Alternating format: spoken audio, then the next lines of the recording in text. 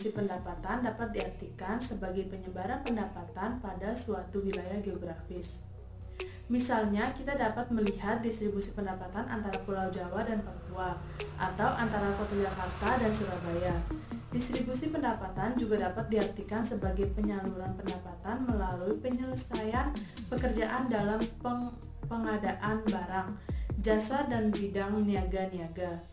Misalnya, kita dapat melihat distribusi pendapatan antara pekerja sektor pertanian di industri atau antara pekerja formal dan informal.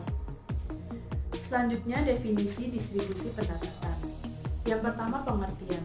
Distribusi pendapatan mengacu pada cara pendapatan nasional dialokasikan di antara individu atau rumah tangga dalam suatu perekonomian. Yang kedua, tujuan. Untuk memahami bagaimana kesejahteraan ekonomi didistribusikan di masyarakat dan mengidentifikasi kesenjangan yang ada. Yang terakhir, pendekatan. Dapat dianalisis melalui ukuran kuantitatif seperti koefisien Gini atau secara kuantitatif melalui indikator ketimpangan lainnya. Pengukuran distribusi pendapatan. 1. Koefisien Gini. Ukuran ketimpangan yang paling sering digunakan berkisar antara 0 pemerataan sempurna hingga 1 ketimpangan sempurna. 2. Kurva Lorenz menggambarkan persentase kumulatif pendapatan terhadap persentase kumulatif populasi. Semakin jauh dari garis merata, semakin tinggi kesenjangannya. 3. Rasio kuintil perbandingan pendapatan antara kelompok terkaya dan termiskin mengungkapkan seberapa besar kesenjangan yang ada. Faktor-faktor yang mempengaruhi distribusi pendapatan. Pertama, pendidikan. Pendidikan yang lebih tinggi meningkatkan produktivitas dan pendapatan. 2. Kebijakan pemerintah. Pajak, subsidi, dan program kesejahteraan dapat mempengaruhi distribusi pendapatan. 3. Teknologi.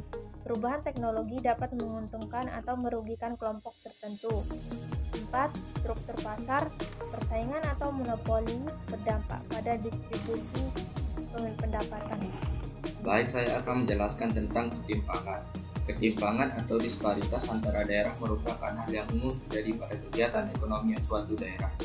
Hal ini terjadi karena adanya perbedaan kandungan sumber daya alam dan perbedaan kondisi demografi yang terdapat pada masing-masing wilayah. Perbedaan ini yang membuat kemampuan suatu daerah dalam mendorong proses pembangunan juga menjadi berbeda. Menurut Kuncoro 2006, ketimpangan mengacu pada standar hidup yang relatif pada seluruh masyarakat. Perbedaan ini yang membuat tingkat pembangunan di Pengukuran ketimpangan pendapatan. Yang pertama ada koefisien Gini. Ini adalah indeks yang mengukur tingkat ketimpangan pendapatan dalam suatu populasi. Yang kedua itu kurva Lorenz. Ini menggambarkan distribusi pendapatan dalam suatu populasi. Yang ketiga itu rasio kuintil, perbandingan pendapatan antara kelompok terkaya dan termiskin. Selanjutnya, dampak ketimpangan pendapatan. Yang pertama dalam bidang ekonomi. Ketimpangan pendapatan bisa menghambat pertumbuhan ekonomi karena daya beli masyarakat berpendapatan rendah berkurang yang berdampak negatif pada permintaan barang dan jasa. Yang kedua, dampak dalam bidang sosial. Ketimpangan pendapatan seringkali menyebabkan ketidakadilan sosial di mana sebagian masyarakat tidak memiliki akses yang sama terhadap pendidikan, layanan kesehatan, dan peluang ekonomi. Yang ketiga, dampak politik.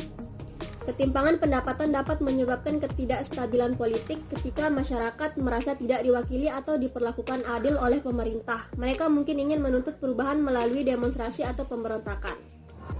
Adapun selanjutnya kebijakan untuk mengurangi ketimpangan pendapatan.